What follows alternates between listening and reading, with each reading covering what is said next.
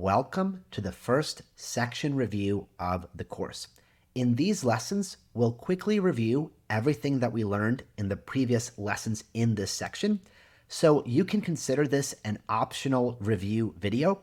If you feel that you have a good grasp on everything that was discussed, you can feel free to move on ahead. Otherwise, stick around for a quick recap.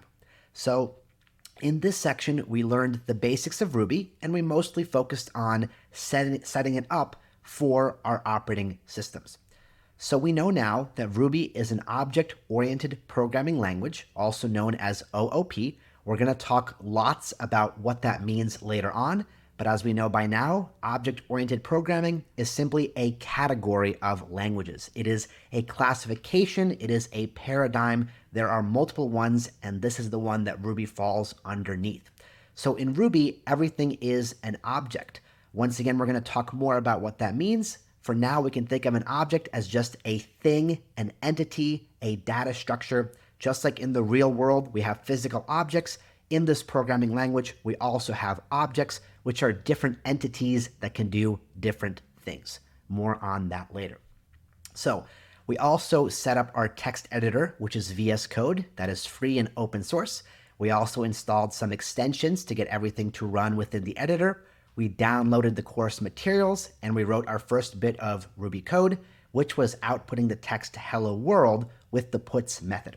So as we saw, Ruby files are going to have a .rb file extension, and once we write our code within them and save, we can run the file by either using Code Runner, and that is the specific VS Code solution, or more generally, we can run a Ruby file from our command line application, such as Terminal on a Mac or PowerShell on a Windows. And within VS Code, of course, we can open up an integrated terminal. And once we find the file in the right directory, we can run the command Ruby, followed by a space, and then the file name. We talked about the importance of things like case sensitivity, both within our actual Ruby code itself, as well as when referencing files. As a programmer, you really have to be detail-oriented because the smallest of things can cause the entire program to not work or not work as expected.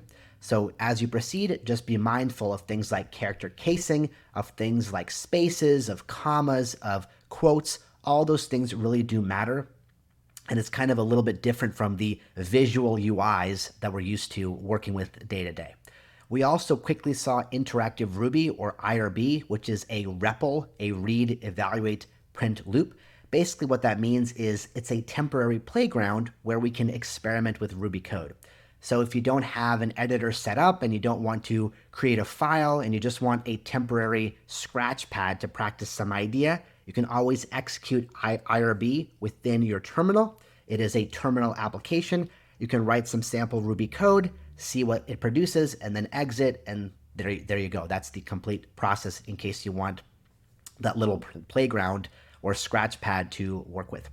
All right, so there we go. This is probably going to be one of the most boring sections of the course, if I'm being honest, because it's most of the kind of initial setup and housekeeping that we need. In the very next section, we can actually start learning more about Ruby and the available constructs and things available within the language. So lots of fun lies ahead. Kind of the boring legwork is now behind us. And with that, I will see you in the next lesson.